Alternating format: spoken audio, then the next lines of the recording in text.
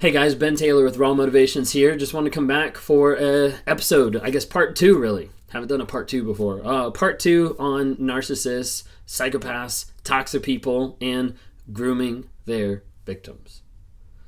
A lot of people don't want to admit that it's actually happening, because admitting that it's actually happening means that they have to break down those good moments.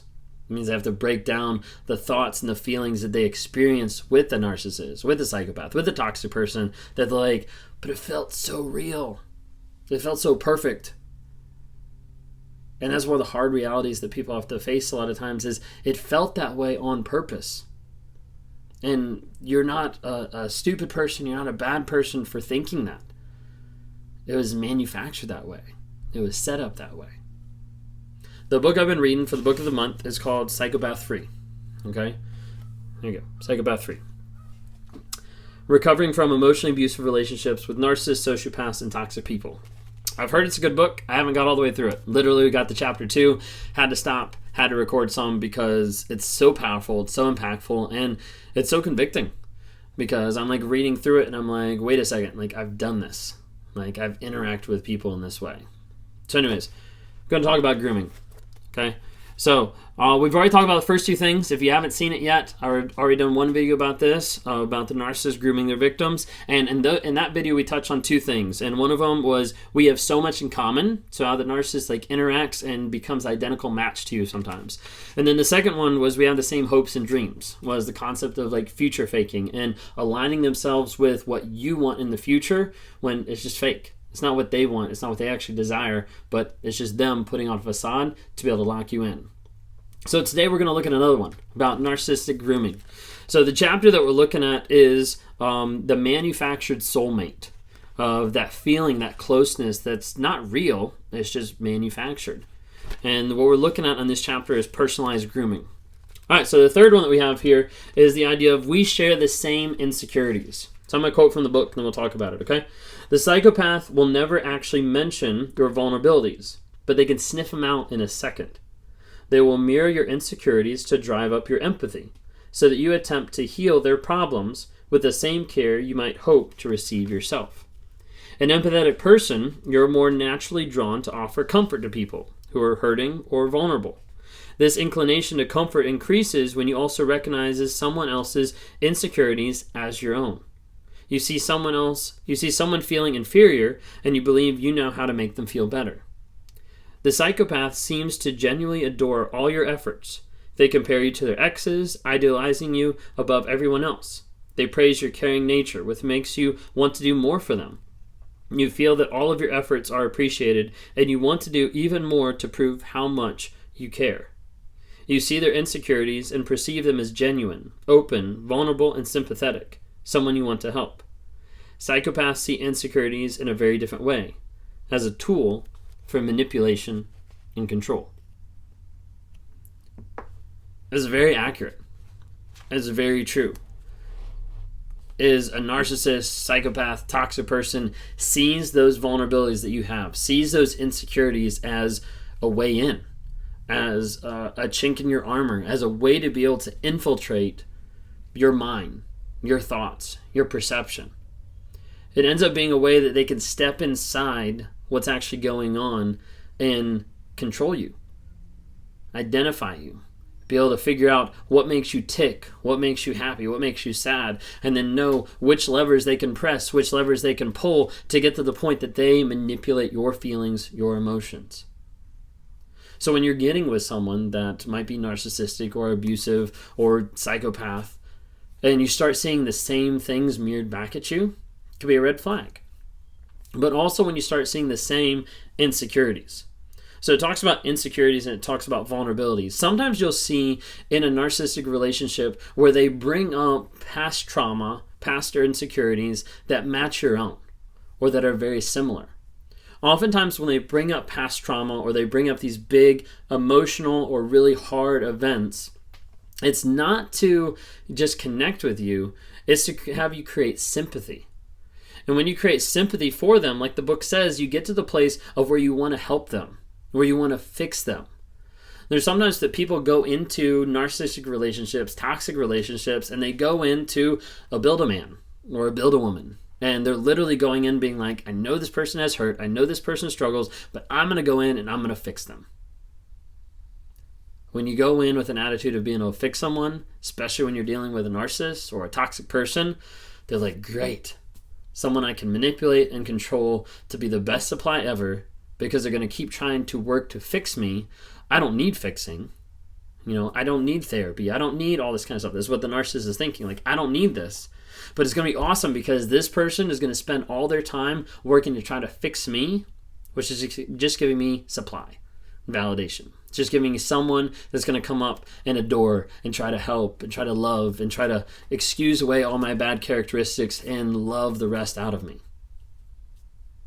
A lot of times the narcissist will take your insecurities, mirror them as their own to create sympathy from you. All right, so that was the third one. Let's look at number 4. All right, number 4 says, you are beautiful. And I quote, the psychopath is obsessed with the way you look.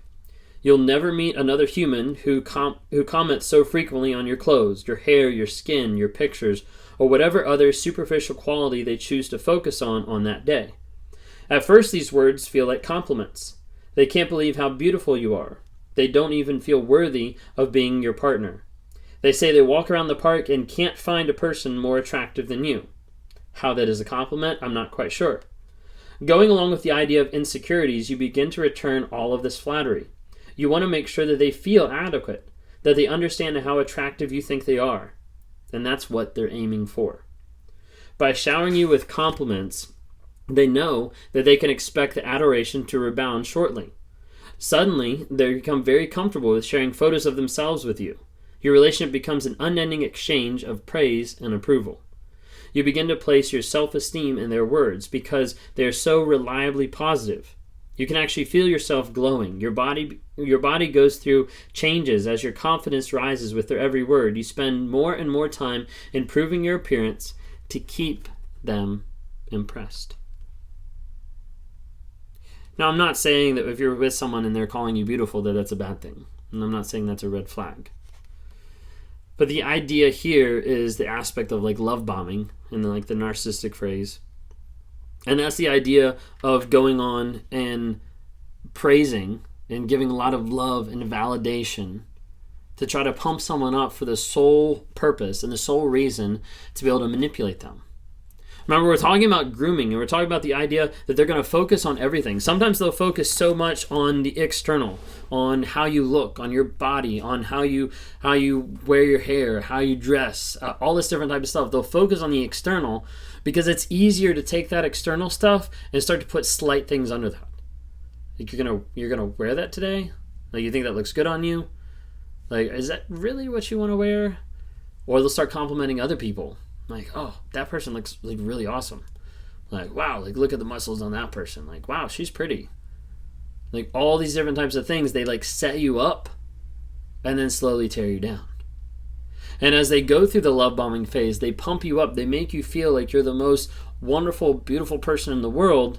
And then they can slowly start taking that away through those snide comments, through affection and attention to other people. And what that does is it creates this idea that you have to continue to impress. You have to continue to run back to this person. See, what a narcissist does is they take you and they get involved with you and they take you and they put you on this pedestal. And this pedestal is here and they call you beautiful and wonderful and love you and all this type of stuff. And they build this pedestal and they keep building it and they keep building it and they keep building it. And now you're up here on this pedestal. And you think it's awesome and you think it's great. And then they walk in one day and they just take the pedestal away. They knock you off of it. Now you're down here, and the pedestal's up here. And the goal for the rest of the relationship is for you to get back up on that pedestal. And no matter what you do, no matter what you try, you won't get back to the same place that you were to start off with. Why? Because that was manufactured. It was fake. It was something that they built to be able to control you, to be able to manipulate you. And this doesn't mean that you're not pretty, that you're not beautiful, that you're not handsome, anything like that. It doesn't mean that. What it means is that person invested that much time and effort to go above and beyond to try to convince you of something and to rely on them. The book says here, what is it? So they become very comfortable sharing and becomes an unending exchange of praise and approval. You get to the place of self-esteem because they're so reliably positive. Like, that is really one of the keys here, is the idea of being reliably positive. You start off and you're like, wow, like the first year was so great. Like, he was so kind. He was so loving. Like, she did everything for me. Like, she was really kind. She was really loving. Like, she took care of me. Like, he took care of me. Like, all this type of stuff. You're like we really connected. Like, all this stuff adds up. And you're like, the first year, wow, it was so much like this. It's what they wanted. They built that reliability, that consistency of things that they said, of things that they did that made you feel a certain way. So when they pulled that away, you wouldn't think anything of it. So when they pulled that away, you wouldn't think it's them changing. You'd think it's you changing. And then you're like, wait a second, like, how do I get back on that pedestal? Like, how do I fix this? How do I get that love back? How do I get that praise? How do I get that compliment back? In reality, that compliment was never there. In reality, all it was someone playing towards insecurities, someone playing towards your emotions, someone playing towards your love, your desire, in an effort to be able to groom and manipulate you long term. So as we look at those two things, if we look at those two things, you're beautiful and we share the same insecurities. Those two a lot of times go hand in hand. Those are another two ways of how narcissists, psychopaths, toxic people work to groom you and work to set you up where you're going to come back to them, become addicted to them, and view them as the only person that you can get validation, love, and appreciation for. And I'm here to tell you that's not true. And there's hope outside that relationship of finding someone who does care, who does value, and it is possible. If you're in one of these relationships and you want to talk about it, feel free to reach out to me. So I do one-on-ones. We talk through the trauma bond, getting detoxing from the narcissist, stopping being addicted to the narcissist, and then clarity of your vision, values of how you're going to grow, how you're going to change so that you don't go back to that person. So you look back and you say, the person I was when I was with this person is completely different because I've grown so much. If that's something you're interested in, click on the link down below. We'd love to be able to talk to you. If you don't subscribe by now, hit that subscribe button. Also, follow me on TikTok, Instagram, Facebook. We're dropping like nuggets of truth every single day to try to be able to help you in your process and your journey to build awareness about narcissism and help you heal, grow, and change.